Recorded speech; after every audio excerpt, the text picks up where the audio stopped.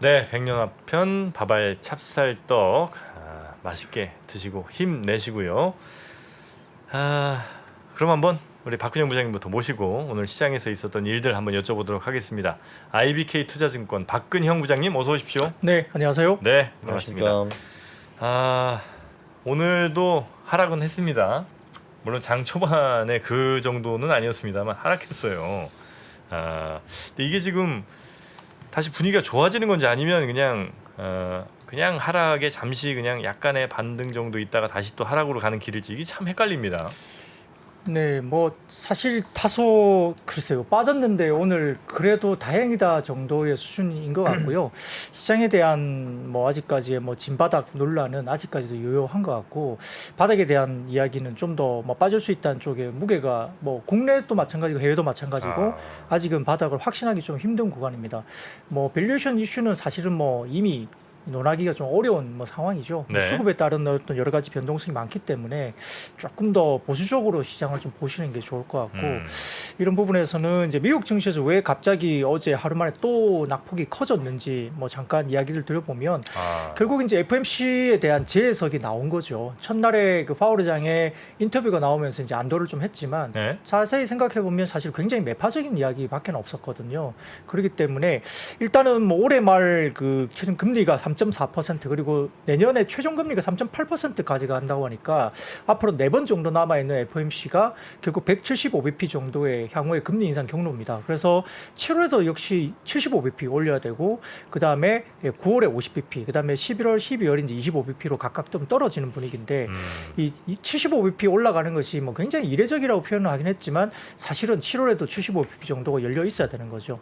그리고 침체 가능성이 역시 커지고 있다고 다들 생각하는 것 같습니다. 결국 과거에 실업률이 0.3% 정도 포인트 움직이면 경기 침체가 시작됐다고 과거에 이제 역사적으로 이제 봐왔는데요. 현재 3.6% 정도의 실업률이 이제 2024년에 4.1% 정도로 추정을 하고 있지 않습니까? 패드에 의하면. 그러면 지금 아마 0.5% 포인트 정도가 일단 실업률이 올라가는데 어떻게 침체가 안 나오냐 이런 이야기를 하는 것 같고요. 그리고 이제 세 번째는 패드 경제 전망이 역시 침체를 이미 전제한 내용이었다라고 사람들이 생각하기 시작한 것 같아요. 결국 실업률이 이제 3.6에서 2024년 4.1로 올라가는데 경제 성장률은 현재 1.7% 추정해서 2024년 1.9%로 오히려 개선될 걸로 이야기를 하고 있습니다. 이게 좀 안 맞다는 거죠. 근데 이제 일각에서는 이렇습니다. 2024년 하반기에 내년이죠. 하반기에 아주 짧고 강한 경기 침체가 있다가 이제 올라온다는 분석이 있는데 23년 하반기요? 그렇죠. 뭐 그렇게 되면 실업률은 다소 좀 후행적인 지표이기 때문에 이 경기 침체가 짧고 강하게 탁 온 다음에 바로 튀어오르면 경기는 조금 더 먼저 올라오고 실업률은 이제 후행적이니까 실업률이 이제 다소 좀 올라오는 게 약간의 뒤에 나온다. 그래서 경기는 좋아지는 게 먼저 빨리 올라오고 실업률과 관련된 지표가 24년에 좀 늦게 나온다. 이런 식으로 이제 설명하는 곳도 있어요. 그렇지만 근데 이제 경제가 먼저 떨어지고 그렇죠. 24년이 돼서 실업률이 는다 이거죠. 그렇죠. 예. 그렇죠. 근데 이제 짧고 강력하게 경기가 쫙 온 다음에 침체 이후에 다시 반등이 리바운딩이 빨리 나오면 이제 GDP는 이제 올라올 수 있다. 이런 뭐 논리로 설명을 하는 쪽은 있는데 이거에 대해서는 글쎄요. 뭐 잘 모르겠습니다. 경기를 과연 뭐 짧고 아주 이제 강하게 짧게 올 건지 아니면 진짜 길게 올 건지는 그때 돼봐야 아는 거죠. 근데 이제 실제 가장 큰 어제 큰 이벤트는 한 가지가 있었습니다만 스위스 중앙은행의 기준금리 인하입니다. 결국은 인상이죠. 죄송합니다. 2007년 이후에 처음으로 기준금리를 50bp 정도로 올렸습니다. 이게 전혀 시장에서 예상하지 못했던 이벤트인데요. 뭐 스위스 같은 경우는 뭐 거의 이제 지금 미국에 대항하면서 환율과 관련된 문제가 상당히 많았던 이슈인데요. 지금 스위스 중앙은행 같은 경우는 더군다나 세계적으로 수백억 달러를 주식에 운용을 하고 있습니다. 특히 미국의 빅테크 주식도 수십억 달러를 보유하고 있다고 이제 알고 있는데 이들이 이렇게 금리를 인상할 정도면 보유하고 있는 규모를 줄일 수도 있지 않을까라는 우려를 이제 월스트리트가 한 거죠. 그래서 이제 여러 가지 부분에서도 시장에서 좀 우려를 많이 했고요. 다행히 이제 이것 때문에 또 뭐 달러 인덱스는 조금 빠지긴 했습니다만 이 부분도 시장이 예기치 않았던 이벤트 때문에 미국에서 좀 안 좋았죠. 더군다나 이제 삼성전자의 부품 중단 관련된 이런 부분도 부품 주문이 중단된다. 그 몇 주 정도. 근데 7월까지 이게 갈 것이다.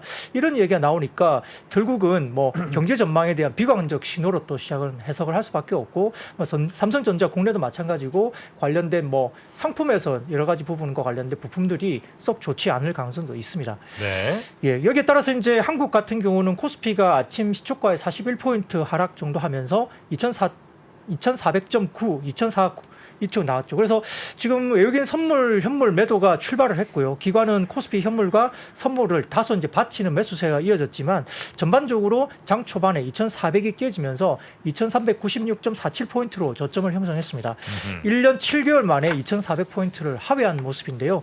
하지만 그 이후에 이제 외국인들이 코스닥 매수세로 전환하면서 선물도 반등 시도를 하면서 다소 조금은 시장을 이제 아래 꼬리를 달고 올리는 모습이 보였는데 도표를 하나 보여주시면 이게 금융투자협회에서 이제 제시한 여러 가지 반대매매 관련 지표입니다. 이게 좌수, 그러니까 파란색 선이 뭐냐면은 이 좌수죠. 계좌수로 아마 추정이 됩니다. 그래서 지금 보면은 이 계좌수가 반대매매 관련된 대상 계좌수가 4개월 내에 최고치로 이제 6월 22일 기준 정도로 나온 것 같고요.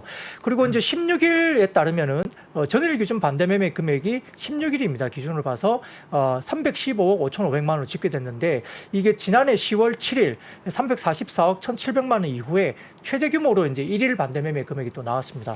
저게 근데 코로나 이럴 때는 몇 개까지 올라가나요? 그것까지는 엄청 제가 올라갔대요? 다 이제 못 봤고요. 최근 자료가 이렇게 올라와서 제가 갖고 왔는데 최근에 보면 뭐 4개월, 6개월 내도 보면 일단은 굉장히 반대매매 대상 계좌가 거의 최고치까지 올라와 있다 이렇게 보면 될 것 같고요. 그래서 이제 전체적으로 지금 전체 미수 거래액 대비 반대매매 비중도 13.2%. 이게 2015년 3월 27일 이 비율이 아마 22.6% 정도 되는데요. 오. 이거 이후로는 지금 미수 거래액 대비 반대매매 비중이 가장 높은 수치로 나오고 있다고 합니다. 근데 2015년에는 그렇게 대단한 위기도 없었는데 좀 신기하네요. 예, 그때는 뭐가 굉장히 되죠? 높았더라고요. 네. 그러니까 네. 그 미수 거래액 대비 전체 레버리지를 썼던 미수 금액 대비 반대매매 비중인데 이 부분은 상당히 높게 형성돼 있죠. 네. 그래서 이제 전체적으로 개인들이 상당히 좀 사는 것처럼 보이지만 기존의 고객들이 상당히 어려움을 겪고 있는 수급적인 모습이 아직도 보인다는 겁니다. 다만 이제 지금 외국인들이 오늘 장중 선물 매수세 강화로 낙폭이 이제 줄어들었고요. 특히 오전 중에 2차 전지 관련 섹터가 강세가 두드러졌습니다. 삼성 SDI, LG 에너지솔루션, SK 이노베이션, LNF, 에코프로 BM 등 강세 전환이 보였는데 특히 삼성 SDI가 삼성전자 그룹 전체적으로 전기차 관련된 태스크포스를 이뤘다. 그리고 원통형 4860인가요? 그 배터리 관련된 4680. 예, 그 관련된 네. 원통형 배터리 개발 소식에 이제 LNF나 특히 이제 신흥 SEC 같은 중소형주도 다소 이제 급등세를 보였습니다. 네. 또다시 이제 수요 파괴 우려에도 불구하고 테슬라도 이제 전 모델 가격 인상을 또다시 이제 이야기했다는 것도 다소 좀 영향도 있을 것 같고요. 오전 중에 이제 전기가스업, 의료종밀, 음식료, 의약품 등 경기 방어 업종이 역시 상대적으로 선방했고요.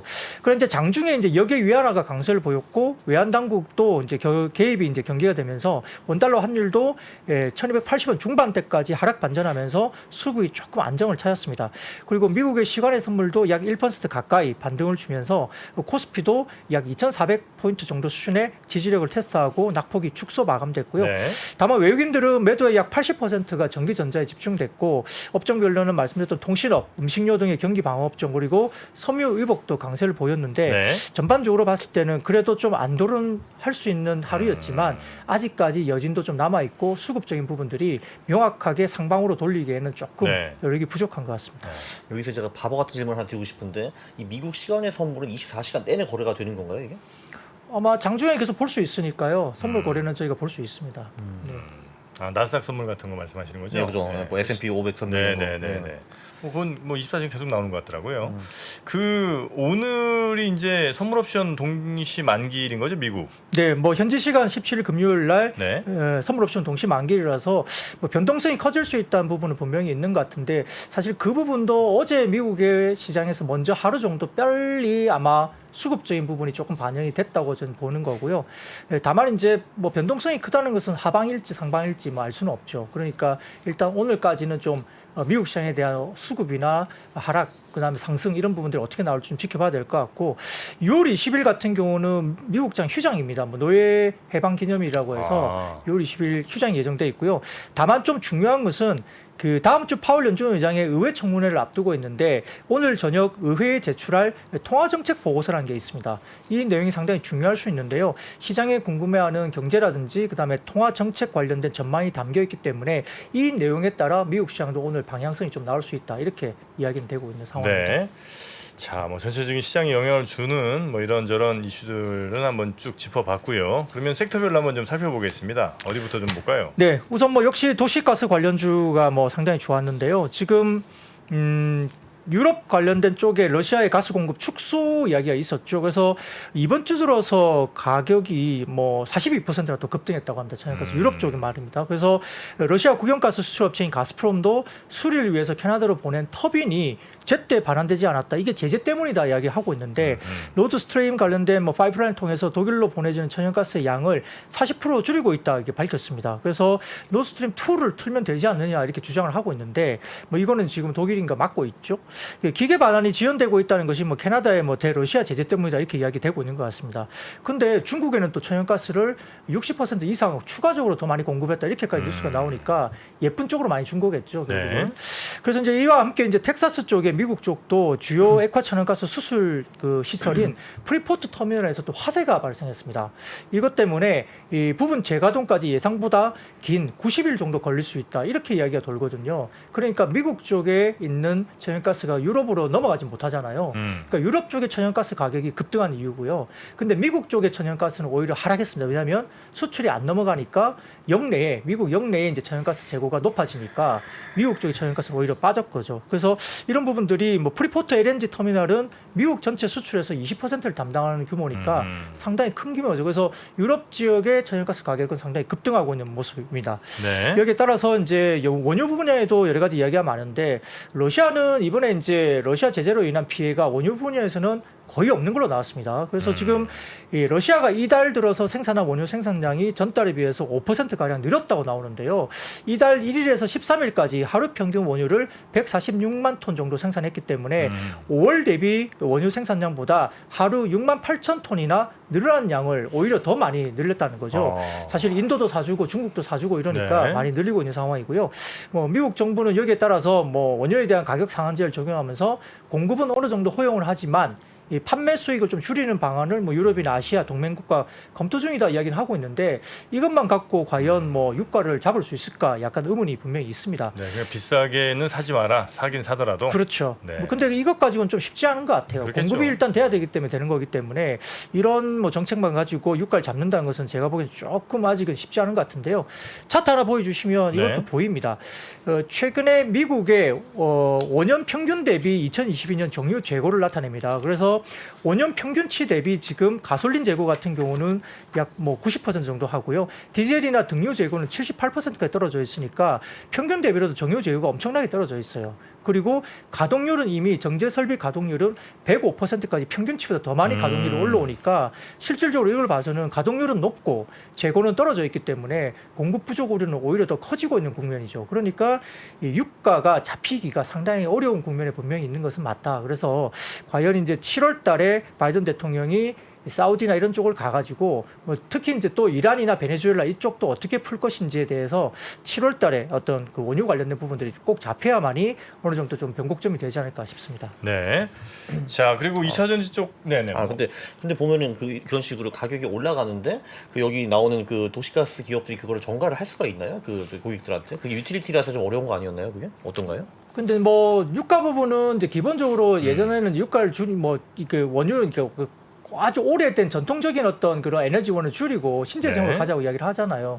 근데 이제 이번에 엑스모빌 같은 경우도 바이든한테 대들었거든요, 실질적으로. 그래서 아, 니네가 잘못한 거지 우리가 잘못한 게 아니다. 그리고 작년 같은 경우에는 엄청나게 손실을 보면서까지 우리가 돈을 빌려서라도 더 정비를 많이 늘렸는데 올해 같은 경우에는 그거 대비 조금 돈을 약간 버는 수준인데 그게 평균 정도 수준밖에 안 된다라고 이야기를 하고 있거든요. 근데 바이든 대통령은 뭐 유가에 대해서 니네가 너무 많은 이 이익을 좀 가져가는 거 아니냐 뭐 이렇게 이야기를 계속 하면서 이제 공격을 하는데 뭐 이런 엑스모빌 같은 정유사들은 그런 게 아니라고 이야기하는 거죠. 그리고 유럽 쪽은 또 천연가스가 이제 겨울에 많이 쓰이지 않습니까? 그래서 러시아 쪽의 의존도가 너무 높아서 줄이려고 하기 때문에 이 미국 쪽에 이런 가스를 갖고 가려고 하지만 이 수송비가 또 많이 들기 때문에 비싸요. 비싸긴 한데 그래도 이 부분을 좀 바꾸려고 노력을 하고 있지만 하필이면 또 미국 쪽에 이 관련된 쪽에 불이 나버린 거죠. 그러니까 이제 이걸 또 유럽 쪽에 당장은 못 갖고 가는데 그걸 다시 공사를 해서 재개를 하려면 적어도 한 달에서 석 달 정도까지 걸릴 수 있다. 그러니까 유럽도 지금 천연가스 부분은 만만치 않은 상황이라 상당히 좀 에너지 부분에 힘든 국면으로 가고 있습니다. 네. 자, 그리고 2차 전지 쪽도 많은 분들이 투자하실 텐데 어떻게 됐습니까? 네, 테슬라 관련된 이야기인데 뭐 지난 13일 같은 경우는 LG 에너지 솔루션이 오창 2공장에 이제 4680 이 원통형 폼팩터 생산 라인을 신설 공시를 했습니다. 투자 금액이 5,800억 그리고 규모는 9기가와트. 양산 시점은 2023년 하반기로 보는데요. 테슬라 향이라는 거죠, 이게? 그렇죠, 그렇습니다. 네. 그래서 이제 거기다가 SDI 같은 경우도 이제 또 기사가 어제 나왔죠. 천안 공장에 중대형 원통형 배터리 파일럿 라인을 설치하고 이게 업계에서는 양산 시기가 25년 정도로 이제 예상을 하는 것 같습니다.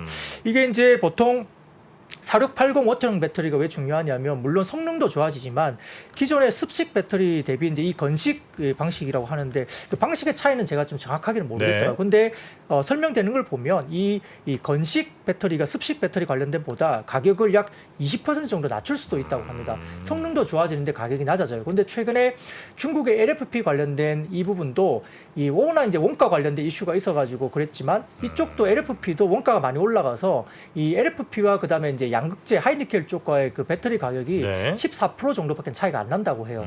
근데 이제 이게 만약에 원통형 배터리가 되면서 물론 그 사이에 LFP가 또 가격이 내려갈 수도 있겠지만 현재 기준으로 본다면 가격을 한 20% 정도 낮추는 기술이라면 네. LFP와의 경쟁력이 상당히 생기는 거죠. 거기다가 지금 최근에 이제 관련된 니켈 가격이 3월에 톤당 43,000달러에서 6월에 26,000달러로 40%나 급락했습니다. 그리고 네. 5월 5일 이후에 니켈 가격이 3만 달러 아래로 유지 중에 있고요. 하이니켈 3원계 양극재에 주력하고 있는 국내 소재 배터리 업체들은 이런 니켈 가격 하락이 굉장히 반갑습니다. 그래서 이제 이런 부분들도 관련된 2차 전지 소재 쪽도 약간 긍정적인 효과를 볼 수 있다 볼 수 있겠고요. 네. 여기다가 이제 폐배터리 관련주 이슈가 또 나왔죠. 전일 발표된 새 정부 경제정책 방향에 따르면은 정부가 이제 폐플라스틱이나 폐배터리 재활용 등 순환 경제 기반 구축에 적극 나서겠다라고 공식 발표를 했습니다. 여기에 네. 따라 하반기까지 전기차 배터리 산업 활성화 방안을 마련하고 관련 표준화 작업이 본격화될 거다 이렇게 보고 있기 때문에 코스모 화학이나 하나기술, MPC 등 관련된 쪽도 좋았고요. 관련된 원통형 관련된 그리고 폐배터리 관련된 이쪽이 상당히 좋았다 볼 수 있습니다. 네. 자, 그리고 또 어떤 섹터 한번 볼까요? 네, 건설기계 쪽입니다. 특히 이제 지금 현지 시간 16일입니다. 프랑스, 독일, 이탈리아, 루마니아 정상이 우크라이나 수도 키이우를 방문한 가운데 터키 매체가 에르도안 터키 대통령이 이제 우크라이나 곡물 수출 봉쇄 관련 푸틴 대통령과 그다음에 젤렌스키 대통령과 회담 개최 가능성을 언급을 했습니다. 근데 이게 사실 터키는 그 러시아 편이잖아요. 그러니까 이게 실제로 뭐 가능성이 있을지는 잘 모르겠습니다. 근데 거기다가 이제 영국 같은 경우는 금요일이죠. 현지 시간 금요일이니까 아마 오늘 내일인 것 같습니다. 우크라이나 대표와 재계 지도자들을 영국에서 초청을 했다고 해요. 그래서 이제 영국 기업들이 키예프의 핵심 인프라 재건을 도울 수 있는 방법을 논의할 예정이다라고 외신 기사가 나왔습니다. 그래서 우크라이나 재건 관련된 기대감이 올라왔는데요. 여기에다가 지금 외신 기사가 하나 나온 게 러시아가 이제 관료 관련된 그 인용을 통해서 전쟁을 끝내려 한다는 움직임이 있다라고 주장하는 해외 기사가 나왔다고 합니다. 그래서 좀 찾아보니까 이게 더 뉴 보이스 오브 우크라인 이런 그 우크라이나에서 영문으로 발간되는 일간지 기사 중에 하나라고 보이는데요. 사실은 이게 약간 좀 희망회로일 가능성이 높다는 겁니다. 왜냐하면 이러한 기사의 소스는 파트루셰프 러시아 안보회의 서기를 인용하고 있습니다. 기사 내에서. 근데 이 기사에 따르면 우크라이나가 현재는 종전에 관련된 논의를 하고 있지 않다고도 언급을 하고 있어요. 기사 내용 중에. 그리고 기사에 파트루셰프의 이 진술이 사실이라는 근거는 아직은 찾지 못했다라고 스스로 또 인정하는 내용도 들어 있습니다. 그래서 네. 이 기사 공개가 어제 저녁 그 7시쯤이거든요. 그래서 이 러시아가 뭐 전쟁을 끝내려고 한다 이런 외신 기사가 나온 게 뭐 특별하게 이제 근거가 없는 기사였죠. 그렇기 때문에 약간 좀 헷갈리고 있는 상황이에요. 그래서 아무튼 지금 종전 관련된 이슈가 여러 가지 재건과 관련된 이슈가 여러 가지 뭐 압박이라든지 많이 기대를 하고 있는데 현실적으로 어떨지는 좀 지켜볼 필요는 있겠습니다. 네. 아무래도 이제 오늘 장이 이렇게 올라온 이유가 이거랑 관계가 조금 있나요? 어떤가요? 뭐 일단 아까 말씀드렸던 이 외신 기사 더 뉴 보이스 오브 우크라인 이 기사는 어제 7시쯤에 나온 기사니까 고맙겠네요. 네. 그거는 사실은 바로 이게 오늘 장중에 아리꼴을 단 것에 대한 영향을 말하기 좀 힘들죠. 네. 근데 이제 영국이 이제 우크라이나 대표나 재계 지도자 초청해서 재건과 관련된 협력을 뭐 논의하겠다 이것은 오늘 내일 이야기잖아요. 그러니까 그 부분은 어떤 이야기가 좀 나올지는 한번 지켜볼 필요는 있겠습니다. 아무래도 뭐 그 양 당사국 내 언론에서 나오는 기사들은 우리가 한 번쯤은 더 걸러서 좀 봐야 될 필요는 있겠죠. 아무래도 각자의 어떤 이해 관계가 이제 있을 테니까 그 기사들을 한 번씩 더 검증을 해보는 게 좋지 않을까 하는 생각이 또 들기도 하네요. 자, 그리고 통신업종이 오늘 좀 괜찮았습니까? 네, 뭐 시장에서 통신업종이라고 하면 사실 재미없는 업종이라고 생각하셔가지고 네. 투자를 또 많이 안 하시는 그러니까 실적도 좋고 뭐 그래도 잘 안 올라가죠. 그렇죠. 뭐 네. 무거운 종목이라고 생각도 많이 하시는데 그래도 요즘 같은 뭐 하락장에 통신업종이 그래도 상당히 좀 잘 버텨주고 있고 방어주 아닌가요? 방어주? 방어주죠. 네. 근데 이제 단순한 방어주로 생각하기에는 실적이 너무 좋다. 뭐 이런 분위기가 계속 나오는 것 같고요. 장이 계속 빠지는 과정에서 다소 조금은 두각을 좀 나타낸 것 같습니다. 그래서 이 1분기에도 업종 전반적으로 실적이 좋았지만 2분기도 여전히 실적이 좋을 것 같고 통신 3사 중에 그나마 LGU 플러스가 1분기가 살짝 조금 뭐라 그럴까 아쉬운 실적이 나오긴 했습니다만 2분기 실적 기대감은 지금 LGU 플러스가 제일 높은 것 같습니다. 그리고 효율적인 집행 비용도 계속 나오고 있고 마케팅 비용을 많이 안 쓰고 있는 상황이기 때문에 실적이 상당히 2분기도 좋을 것 같은데요. 배당에 대한 이슈가 역시 이제 하락세, 그러니까 장이 안 좋을 때는 배당 이슈가 상당히 두각을 나타낼 수밖에 없죠. 그래서 SK텔레콤 같은 경우는 에비타에서 캐펙스를 뺀, 그러니까 삼각전 영업이익에서 설비 투자를 차감하면 한 30에서 40% 정도의 배당 관련된 이슈가 있는 것 같고요. KT는 별도 조정 당기 순이익이 50% 배당이니까 사실 KT가 배당률이 제일 높습니다. 그래서 상당히 주가가 제일 좋았죠. 그리고 LGU 플러스 같은 경우는 별도 조정 당기 순이익에 약 40% 배당을 하기로 했는데 이게 기존 30% 정도 수준에서 40%로 배당률을 상당히 높인 거예요. 그러니까 주가가 많이 못 오른 상태에서 이 배당도 높아지고 2분기 실적 기대감, 연간 실적도 상당히 좋다고 보면 LGU 플러스가 현재로서는 가장 매력적이다 이야기가 나오는 것 같습니다. 네. 그리고 최근에 주가 관련된 이슈가 되고 있는 5G 중간 요금제 도입에 대한 우려가 있는데요. 지금 아마 7월 7일 날 통신 3사 CEO와 과학기술정보통신부 장관이 이제 대담을 나눌 것으로 지금 예정되어 있는 것 같습니다. 그래서 약 한 월 6만 원 안팎의 뭐 20GB에서 30GB 정도의 데이터를 쓸 수 있는 5G 중간 요금제 출시를 아마 좀 검토를 하고 있는 것 같은데요. 뭐 빠르면은 올 연말 내까지 나오겠죠. 근데 대부분 이제 5G 가입자 침투율이 50% 안팎으로 지금 올라왔습니다. 최근에 폰을 바꾸기만 하면 무조건 5G로 가야 돼요. 이제는 새 폰들이 이제 맞아요. 전부 다 5G 폰이거든요. 그러니까 어떤 걸 선택하든 간에 5G 요금으로 가야 되는데 극단적이죠. 뭐 아주 높은 요금이나 네. 아니면 아주 낮은 요금인데 사실은 5G 어떤 MS가 상당히 많이 어느 정도 올라왔다는 점에서는 뭐 서비스는 다소 굉장히 아쉬운 게 분명히 있습니다. 지금 현재 불만도 많지만 어쨌든 요금제 자체가 이렇게 가고 있기 때문에 다소 좀 중간 요금제가 필요한 상황이죠. 그래서 과거에 LTE 시절을 한번 보면은 이때도 대중화 국면에 접어들면서 더 많은 소비층을 끌어들이기 위해서 그때도 중간 요금제를 만들었었거든요. 근데 그때도 주가가 빠졌다가 중간 요금제가 들어오면서 실적이 안 빠졌어요. 오히려 실적이 좋아졌습니다. 그렇기 때문에 이런 부분도 실적 우상향에 대한 기억이 분명히 있고 이번에도 아마 그럴 거다 이렇게 보고 있는 것 같아요. 그래서 좀 빠졌다가 주춤했다가 아마 주가가 다시 한번 통신주는 우상향이 그려질 거다 이렇게 시장은 보고 있는 것 같습니다. 네. 여기서 또 콘트쟁이 한마디를 좀 해야 될 것 좋습니다. 같습니다. 네. 네, 저는 뭐 전반적으로 하락장에는 주식을 많이 하지 말아라라고 하는 사람이기는 한데 그나마 하면은 하락장에 꽤 잘 먹히는 게 저밸류에이션, 저베타 주식입니다. 여기서 밸류에이션은 per PBR, 예, 그리고 이제 배당 수익률 뭐 이런 거고요. 그래서 이제 통신주가 아무 잘 선방을 하는 거죠. 베타라는 거는 이제 베타가 높으면은 시장이 떨어질 때 더 많이 떨어지는 거고 베타가 낮은 거는 시장이 떨어질 때 그거보다 좀 덜 떨어지는 주식들이에요. 오를 때도 마찬가지입니다. 네. 네, 그런 주식들이고 그리고 조금 전에 배당 성향 얘기를 해주셨어요, 저 부장님이. 배당 성향이 높은 기업들이 전반적으로 수익도 높습니다. 네. 콘트쟁이 끝. 네. 끝. 근데 이제 예. 사실은 이제 그러면 은행주는 왜요 이렇게 이야기를 하잖아요. 그래서 뭐 은행주는 금리도 올라가니까 수혜주인데 왜 자꾸 뭐 못 올라가고 떨어지나 이렇게 말씀들을 많이 하셔서 이게 보면은 뭐 좋죠. NIM이 좋아질 수 있지만 어쨌든 지금은 금리가 올라가고는 있지만 개인들의 신용 문제나 그다음에 기업들의 부도 문제 이런 부분들이 좀 더 이제 덮치고 있는 것 같아요. 경기에 대한 부분들에 대해서 뭐 기업과 관련된 리스크 이런 것들 때문에 좀 우려를 하고 있어서 은행주들이 오히려 이제 좀 못 올라가고 있는 부분들은 또 그런 부분도 역시나 있는 것 같아요. 네. 콘트쟁이 2. 이게 또 금융주와 지주사는 제 모델들이 잘 안 통하더라고요. 네. 그래서 저는 금융주와 지주사를 대부분 안 빼고 합니다. 해버립니다. 네. 그렇죠. 콘트쟁이 2 끝. 콘트쟁이 2 끝. 네. 통신쟁이 한번 들어갑니다. LTE 때 가격 다양화를 통해서 그때는 이제 실적이 올라갔다. 지금도 5G 가격 다양화, 뭐 그러니까 중간 가격이 나온다는 거잖아요. 과연 좋아질 것이냐? 정프로는 아니라고 봅니다. 아니다. 왜냐? LTE 이제 성숙 단계에서는 사실 이제 높은 가격 쓰는 높은 요금제 쓰는 사람이 있고 이제 낮은 거 쓰는 사람이 있다가 이제 중간 가격대쯤이 하나 나왔을 때 당연히 높은 가격 쓰는 사람들이 밑으로 내려가니까 더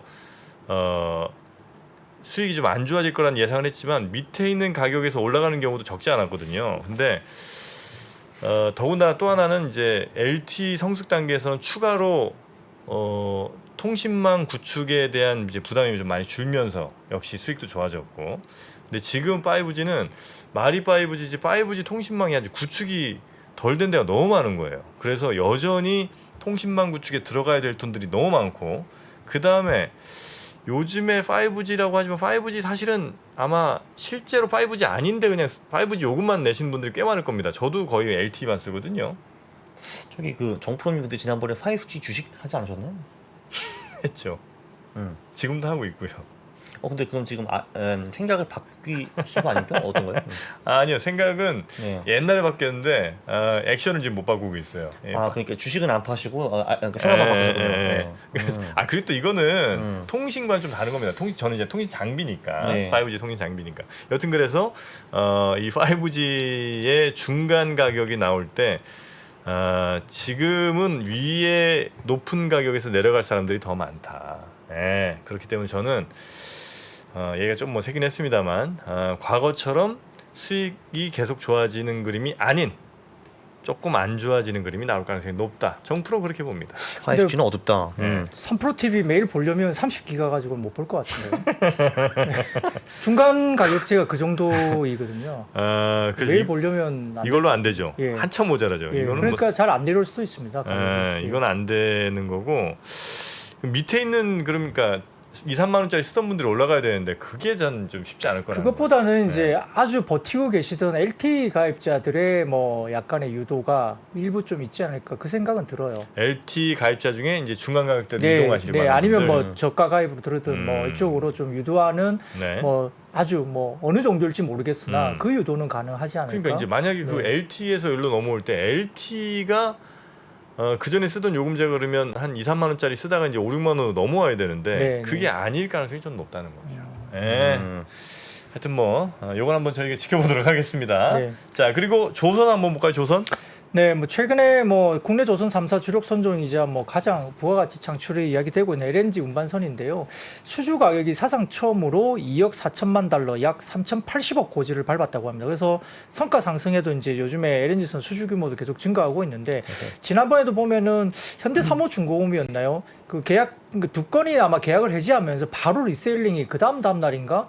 바로 리셀링이 됐고요. 가격이 약 3.6% 정도 올라가는 리셀링이 바로 됐다는 거 보면 가격이 비싸도 이제 굉장히 빨리 지금 이제 수주가 들어오고 있다는 부분에서 상당히 긍정적으로 볼 수 있겠고, 더군다나 지금 뭐 몇 년치는 이미 다 풀로 차 있고 이제 그 뒷단의 부분들이 계약이 들어오는데, 예전에 이제 카타르 관련해서는 이제 뭐 가격을 옛날에 예비 계약을 했던 가격으로 이야기를 하니까 요즘 이렇게 많이 올랐는데 그 가격으로 하면 굉장히 좀 악재 아니냐 이야기가 됐지만 실질적으로 거의 신조 성과에 거의 준하는 가격으로 이제 새롭게 거래가 된 걸로 봐서 이런 부분들은 충분히 이제 가격에 대한 부분들이 어느 정도 반영되면서 카타르발 관련된 여러 가지 LNG선 수주가 이제 된다 이렇게 보는 것 같습니다. 그래서 최근에 이제 그 3사 그러니까 한국조선해양이나 대우조선해양 그리고 삼성중공업 등이 최근에 수주한 대형 LNG선 공시를 전수조사를 해봤다고 그래요. 그러니까 해보니까 각사가 수주 시점에 공시한 환율을 바탕으로 산출한 달러 환산 척당 수주 가격이 평균 2억 2,008만 달러로 2014년 이후 최고 가격이라고 하거든요. 네. 그러니까 가격도 충분히 엄청나게 좋은 가격을 가지고 수주를 하고 있다는 점에서 조선사들이 오늘도 괜찮았고 뭐 동성 화이텍이나 한국가본 같은 본행제 그리고 HSD 엔진 같은 쪽도 오늘 강세를 일단 보였습니다. 네. 자, 그리고 여전히 강세를 보이고 있는 곡물 사료. 와, 정말 이거는 매주 사라지지가 않네요. 이거 곡물 사료는. 그러니까 뭐 올해 여름 가을까지는 네. 뭐 전쟁이 진짜 끝나지 않으면 참 빠지기가 쉽지 않은 것 같아요. 근데 뭐 이 관련해서 뭐 저희가 말씀드린다고 해서 뭐 지금 신규로 사시라고 말씀드린 건 절대 아니겠죠. 갖고 계신 분들의 영역인 것 같아요. 아직까지는. 그런데 지금 이 밀 가격 폭등하면서 밀 부족은 여전히 이제 오랫동안 지속되고 있는데 미국에서도 좀 문제가 생겼습니다. 밀농사 작황이 좋지 않기 때문에 예년에 비해서 수확량이 크게 줄 것이다 이렇게 이야기되고 있습니다. 그래서 미국에서는 중부의 캔자스가 최대 밀 생산지인데 가뭄 때문에 올해 작황이 최악이 될 것으로 전망이 좀 되고 있다고 보고요. 또한 최근에 뭐 우크라이나 같은 경우는 경작지의 약 25%가 뭐 당연히 전쟁으로 소실을 했겠죠. 그리고 뭐 농기계도 당연히 많이 부서졌을 거예요. 뭐 미사일을 그렇게 쏘아대니까 그렇습니다. 더군다나 뭐 러시아가 또 우크라이나에서 곡물을 탈취해가지고 시리아와 같은 중동 국가에다가 또 팔았대요. 그러니까 이게 당하네. 위성 사진을 통해서 뭐 포착이 됐다 이렇게 뉴스가 맞습니다. 그렇죠. 나오니까 하네 진짜. 예, 아. 그렇습니다. 그래서 러시아가 우크라이나 내의 점령 지역에서 약 60만 톤 곡물을 뺏어서 뭐 일부를 수출했다 이렇게 뉴스가 또 나올 정도니까요. 이 공급 제한 심화가 계속되고 식량 안보 이슈 때문에 또 각국이 뭐 잘 수출을 안 하고 있잖아요. 그러니까 곡물 시장의 변동성이 심화되고 있다는 점은 아직도 곡물과 사료 업종들이 버티고 있는 어떤 그런 이유가 될 것 같습니다. 네. 자, 그리고 원숭이 두창 이 네. 관련주. 네, 뭐 이거는 사실은 뭐 아직까지는 국내에서 좀 와닿지 않는 이슈일 수도 네. 있겠지만은 뭐 지금 외신에 따르면 WHO가 이탈리아와 독일에서 발생한 환자의 체액에서 원숭이 두창 바이러스가 발견한 이후에 섬적 접촉에 의한 감염 가능성 이게 전해진 것 같습니다. 그래서 지금 그 최근에 이제 뭐 지난 6월 15일 기준으로 감염자 수가 2,000명 돌파했고요. 발생 국가는 38개 국가 확대됐는데 일부 감염자가 이 정액에서 바이러스 양성 반응이 확인됐다. 이게 나왔죠. 그 지금 원숭이 두창의 주된 감염 병로를 WHO가 신체 접촉이라고 우선 정의하고 있는 것으로 알려졌습니다. 그래서 뭐 소위 말하는 콘돔 관련주 이게 콘돔 관련주는 뭐예요? 라텍스? 콘돔 그러니까 과거에 콘돔 유니 생산회사요? 콘돔 회사. 아. 과거에 그러니까 과거에 그 상장사 이름이 유니더스라는 회사가 있었는데요. 네. 그 회사가 사명을 바꿔서 최근에 블루베리 NFT라고 있습니다. 지금도 콘돔 만들고요. 아니 근데 뭐- NFT는 왜 들어가요? 여기는? 이게 NFT를 하겠다라고 묻힌 것 같은데 신사업으로 뭔가 하겠죠. 근데 아무튼 이런 부분들 때문에 이제 오늘 주가가 뭐 거의 장중에 상한가가 안 나요. 아무튼 아, 그래요? 예. 이거 치사율은 어느 정도 돼요? 저 7월에 독일 간대. 예. 그래서 이제 치사율은 상당히 낮다고 알고 있고 그리고 이제 20% 정도 올랐네요. 네 네. 대부분 이제 그 사망자는 이제 이게 유럽이나 이쪽은 사망자는 아직은 없는 것 같고요. 네. 뭐 아프리카 쪽으로 사망자는 좀 있는 것 같은데, 근데 뭐 유럽이나 이쪽에 사실은 뭐 풍토병이나 이런 게 크지 않은 나라인데 그렇죠. 상당히 많이 발생하고 있다는 점이 조금 우려스러운 것 같아요. 아, 이거는 조금 좀 그런 뭐랄까 이게 이런 이슈에 이 주식이 오르는 게 맞나 하는 생각이 살짝 들긴 하네요. 맞아요. 예, 실제로 그렇습니다. 뭐 실제로 그렇죠. 왜냐하면 뭐 어떨 때는 그렇잖아요. 우리가 이제 진짜 이제 시장이 좀 재밌는 게 어떨 때는 우리가 뭐 어떤 일 때문에 뭐 많은 사람들이 밖을 못 나간다. 네네네. 그럼 한참 동안 뭐 집에서 같이 있어야 된다 그러면 이슈가 많죠. 첫 번째로는 이제 아이가 뭐 더 많이 임신을 한대더라. 집에서 한창 오랫동안 너무 많이 오래 있으면 그렇다. 아니면은 뭐 이혼을 많이 한대더라. 뭐 부부가 뭐 이렇게 많이 이제 같은 공간에서 오랫동안 같이 있으면 싸우니까 이제 이혼이 급증한다. 뭐 이런 뭐 이야기들이 돌잖아요. 근데 네. 그게 또 실제로 보면 주식시장에서도 그게 또 통해요. 어떨 때는 먹힐 때가 있어요. 그래서 전기요금 올라가면 불 빨리 끄니까 밤에 역사가 많이 이루어지더라. 뭐 이런 식의 조금은 이해 안 되는 그런 이제 로직인 거죠. 그래도 좀 어거진 것 같아요. 네, 블루베리 뭐- NFT가 오른다는 게. 네, 뭐 그렇긴 하지만 아무튼 아무튼 블루베리 NFT로 맞히냐? 아, 왜 또 그렇잖아요. 또 NFT 사업을 또 하시는 모양이죠. 네. 화이팅. 네. 근데 뭐 이 회사는 사실은 뭐 저희가 뭐 제도권에서 증권사에서 이 주식을 매수하라고 공고드리기는 좀 어려운 뭐 종목 중에 하나죠. 근데 이제 재밌는 내용들이긴 하지만 아무튼 반응을 그렇게 했고 시장이 어려우니까 이런 틈새에서 이런 걸 가지고 테마성으로 이렇게 수급들이 몰리는 그런 부분도 있습니다. 네. 네. 야, 진짜 제 팀원 후배가 옛날에 이제 코트라에서 자기 이메일을 블루베리라고 지었거든요. 블루베리 골뱅이 코트라.모아.kr을. 그래서 이제 메일이 뭐라고요? 아, 블루베리입니다. 해가지고 그런 기억이 나네요. 네. 블루베리가 어때서 블루베리 향 뭘 또 만드시는 아니, 모양이죠. 그래도 회사 이메일을 블루베리라고 하는 거는 글쎄요. 네. 아, 블루베리가 이상해요? 그래도 보통은 뭐 이제 뭐야 HK 캉 이런 거 보통 하잖아요. 회사에서. 네. 회사 공식 그래도 좀 공적인 이메일인데 그죠. 네. 블루베리라 에이 그 정도는 봐줘요. 네. 자 그리고 은근히 꼰대시네. 저도 40도 됐습니다 이제. 네, 그럼요. 네 그리고 끝으로 한 섹터만 더 보고 마무리하죠. 네, 뭐 삼성전자 아까 말씀드렸던 부품 관련된 이슈도 있었잖아요. 뭐 7월 달까지는 부품을 좀 수급을 좀 줄여라, 뭐 하지 마라, 뭐 이런 이야기들이 있으면서 IT 전반에 좀 분위기가 안 좋은데 더군다나 지금 대만 애널리스트 고밍치가 어떤 이야기를 또 올린 것 같아요. 그 그 인텔의 사파이어 레피즈 관련된 부분에서 올해 연말이 아니라 이 내년 23년 2분기까지 뭔가 좀 연기가 될 것 같다 이런 이야기를 살짝 뭐 띄운 것 같습니다. 그래서 정확한 원인은 사실은 밝히지는 않은 것 같고요. 사파이어 레피즈 관련된 그 아주 공식적인 코멘트는 최근에 뭐가 있었냐면 일주일 전에 그 뱅크 오브 아메리카 컨퍼런스에서 사파이어 레피즈 관련 인텔 쪽에서 연말 대량 생산을 할 거다. 그리고 대량 생산에서 문제가 일부 발생을 했지만 공정 문제는 아니다라는 게 이제 공식적인 최근에 어떤 코멘트였습니다. 근데 이제 연말 대량 생산을 한다 해도 내년까지 데이터 센터 부분의 점유율 하락이 또 인텔 부분에서는 예상이 되는 부분이어서 썩 좋지 못한 부분도 분명히 있었는데요. 23년 2분기로 대량 생산이 지연되면 뭐 인텔은 가파른 점유율 하락도 될 수도 있는 아주 좀 좋지 않은 이야기입니다. 여기 때문에 이제 IT 전반에 대한 분위기도 좀 좋지 않은데 사실은 뭐 사파이어 레피즈 같은 경우는 인텔 소비자용 관련된 엘더 레이크 같은 경우는 공정을 같은 공정에서 생산한다고 해요. 네. 그렇기 때문에 공정 자체의 문제는 아닐 가능성이 좀 높지 않느냐라고 이야기는 되는 것 같고요.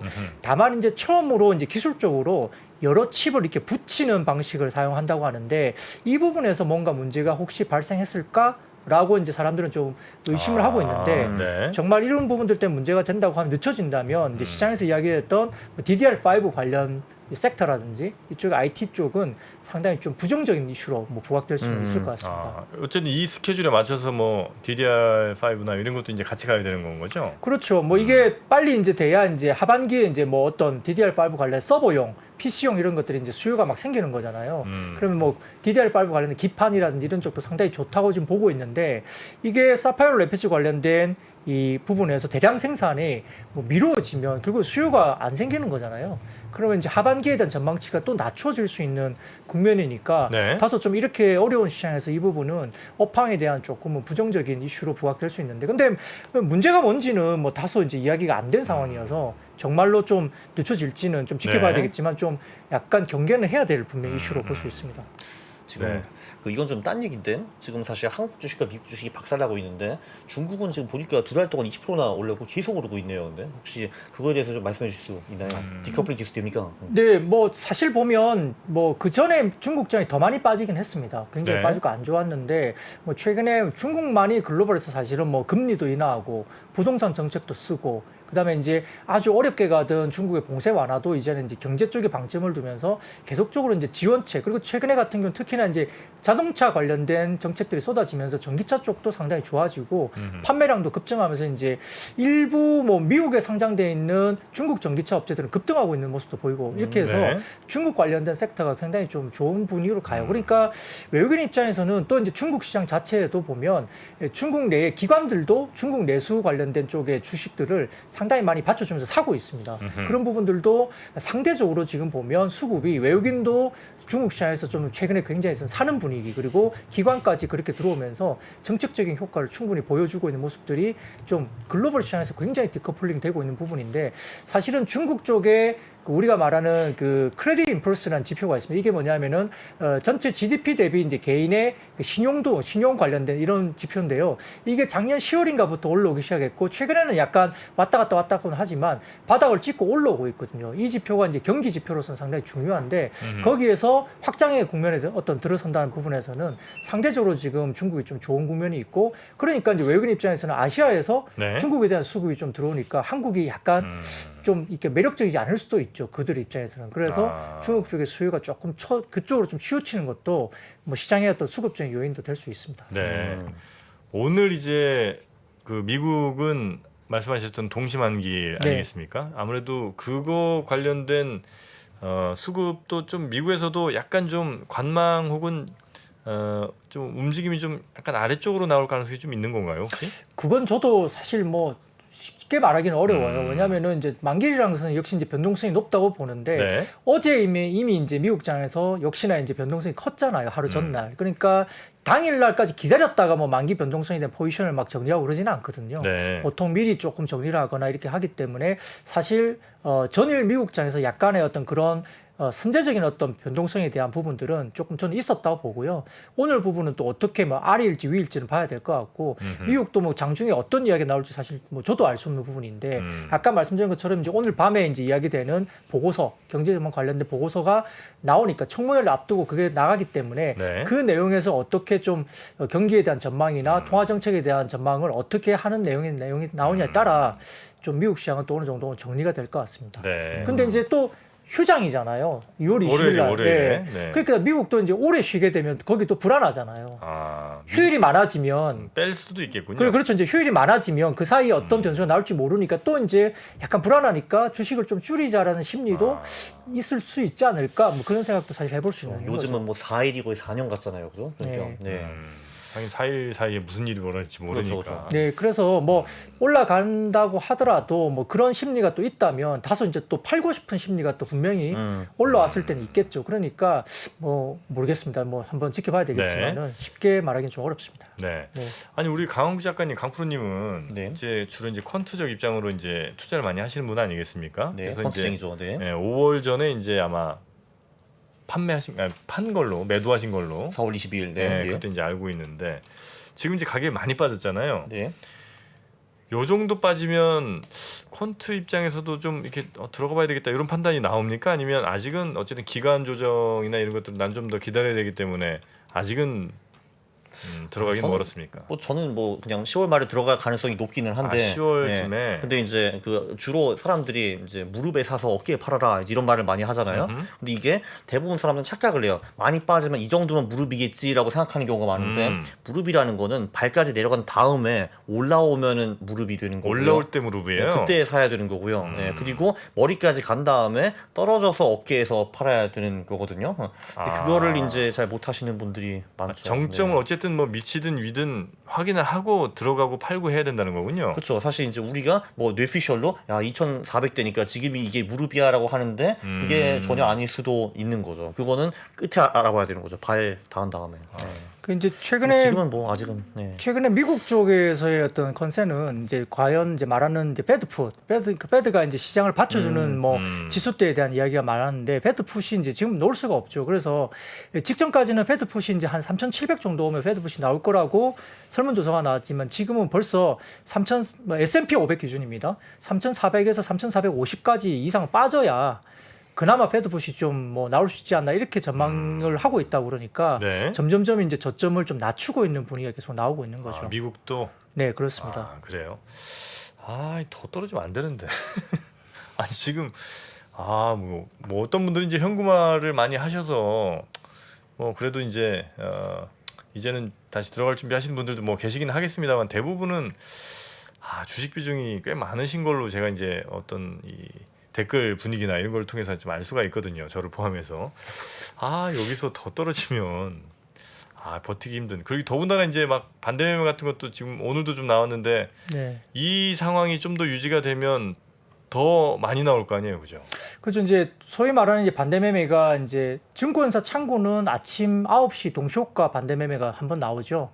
근데 이제 CFD라는 뭐 어떤 계좌를 이제 들어보셨을 건데 그게 아마 10시쯤 먼저 이렇게 나올 거예요. 그러니까 네네. 시간대별로 또 반대 매매 대상이 또 나올 수도 있고 거기다가 이제 오후장 되면 한 2시쯤 되면 이제 스탁론. 그러니까 그게 이제 저축은행 쪽의 스탁론이거든요. 그게 네. 한 오후 2시 언저리인가요? 뭐 그때쯤에 또 이제 출회가 된다고 하니까 이게 장이 적정하게 못 오르고 힘이 없고 아침에 반짝 살짝 들었다가 네. 오후에 다시 밀려버리면 겁나니까 또 던지는 거예요. 그러니까 이게 계속 지금은 연속적으로 뭔가가 이제 수급이 뭐 강력한 수급 주체가 뭔가 나오거나 시장을 뭐 변화시킬 수 있는 트리거. 그러니까 뭐 정말 전쟁이 종식기라도 되거나 좀 어떤 뭔가 큰 트리거가 좀 나와줘야 사우디에서 증산을 크게 뭐 발표하거나 뭔가 유가를 잡는 뭔가 나오거나 뭐 확실한 게 나오기 네, 전까지는 네. 되게 불안한 요인이 여전히 좀 존재한다 볼 수 있겠습니다. 이렇게 불안한 요인이 계속될 때 우리 강영현 부장은 또 어떤 입장을 갖고 계신지 잠시 후에 강영현 부장은 또 모시도록 하겠습니다. 자, 오늘 우리 박근영 부장님과 함께 오늘 시황 마감 상황 살펴봤고요. 한 주 동안 고생 많으셨고 다음 주 월요일에 뵙겠습니다. 네, 감사합니다. 네, 고맙습니다. 감사합니다. 미국, 중국, 러시아 이런 나라들의 움직임에 대해서 관심이 어느 정도 생겼는데 거기에서 우리는 과연 뭘까? 우리는 체스판의 말이 아니다라는 생각을 좀 해야 좋겠어요. 어떻게 생각하세요? 우리 편 누굴까를 좀 더 고민할 수 있지 않을까 싶어요. 뒤집어 질문을 해보면 그러면 아시아에는 우리 친구가 있을까요? 제가 지구본연구소 진행하면서 사실은 되게 마음에 걸리는 이만한 짐이 하나 있어요. 우리 옆에 있는 동남아를 내가 모른다. 우리가 처해 있는 아시아라는 지역을 자꾸 방관하고 유럽이나 미국의 어떤 시각에 맞춰가지고 그런 이제 개별적인 지식 이런 것들이 묶여가지고 큰 흐름들을 만들어내는 이야기, 그런 경험.